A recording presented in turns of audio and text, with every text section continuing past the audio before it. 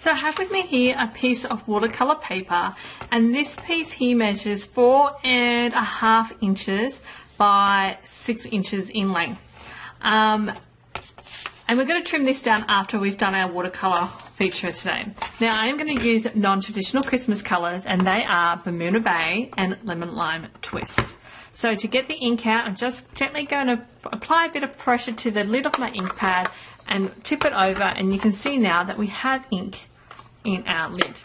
Now if you need more ink, you can always use your reinkers, but in my case I don't have any reinkers for my Lemon Lime Twist, so I'm just going to add a bit more pressure to get some ink out there. So I'm just going to add some re-ink of Bermuda Bay into my lid, just to give me a bit more extra colour there. And I also have got some paper towel to use for later. So I'm going to start with my darkest colour, which is my Bermuda Bay, and working my way from the bottom, I'm going to apply my colour. And I want it to gradually get lighter as we go up, so I'm not actually adding any extra ink to that at the present time. You can see how that's getting nice and light as we go up.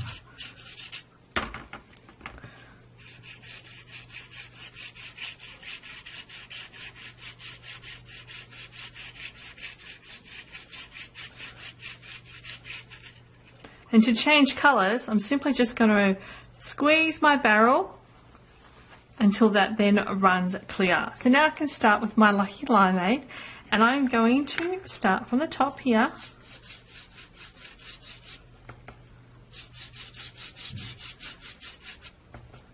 Blending that down to that Bermuda Bay. I want to blend those colours together.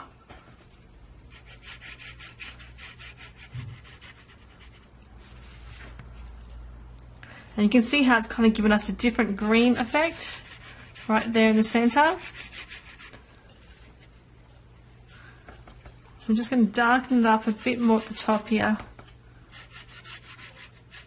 Gradually getting lighter in the centre and blending that in with our Bermuda Bay.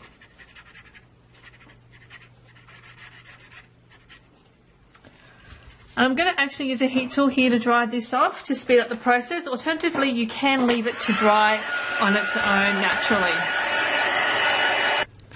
So this here is what our watercolour piece now looks like, and I've gone ahead and I've trimmed that down to 3 7/8 of an inch by 5 5/8 of an inch, or in centimetres, that is 14.3 by 9.8 centimetres. And I've got my Holly embossing folder here, and I'm just going to place this inside, and I'm going to run that through my Big Shot machine, and then we'll be back. So I've run that through my Big Shot machine, and this is what it looks like. So I'm going to set that aside for a moment, and I have a piece here of some vellum, and I'm going to be using my embossing buddy over the top of that, and once again using my image that comes from the watercolour Christmas stamp set. I'm going to ink this up using my Versamarker ink.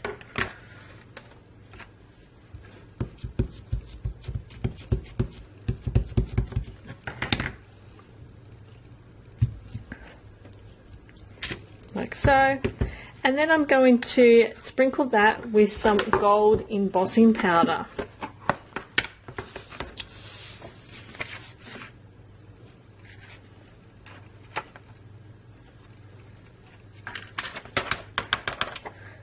And then I'm going to heat set that until that melts. Now with vellum, because it is a thinner piece and it will warp, it's best to make sure that your heat tool is hot before you start, and that you move it around periodically so that it doesn't sit in one spot for too long as to warp your vellum. So you can now see what that looks like. Now I've got here my circle thinlet dies or framelit dies, and I'm using the second largest one, and I'm going to cut this out using my Big Shot machine, and to hold that in place I am going to use a piece of washi. So I'm going to run that through my Big Shot machine, and then we'll be back. So this here is what my piece looks like now that I've cut it out. I'm going to run my Versamarker ink to create some extra embossed edges, and I'm just going to gently drag it around the edge of my circle that I've got here.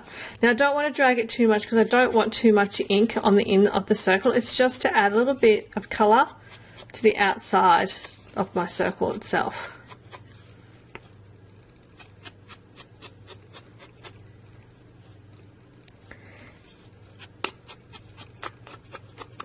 And then once that's done, once again using my gold embossing powder, I'm just going to dip this in around the edges into the bucket that I've got here.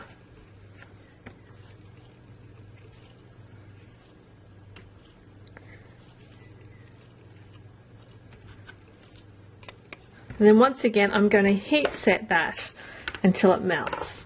So you can see what that looks like.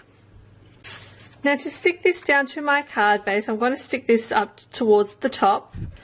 I'm using my liquid adhesive, and to hide my adhesive so I don't see it through my vellum, I am going to apply it on the embossed edges behind it. So I'm just going to add little bits.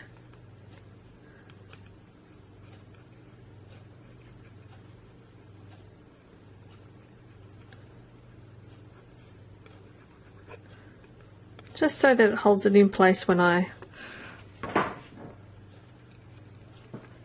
stick this down.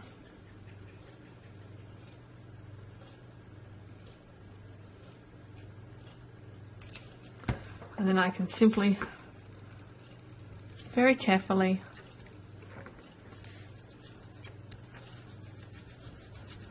stick this to my card front. And to finish off the card, I've added a bunch of stampy dimensionals to the back, and I am now going to stick this to my card base, which is created out of thick Whisper White cardstock.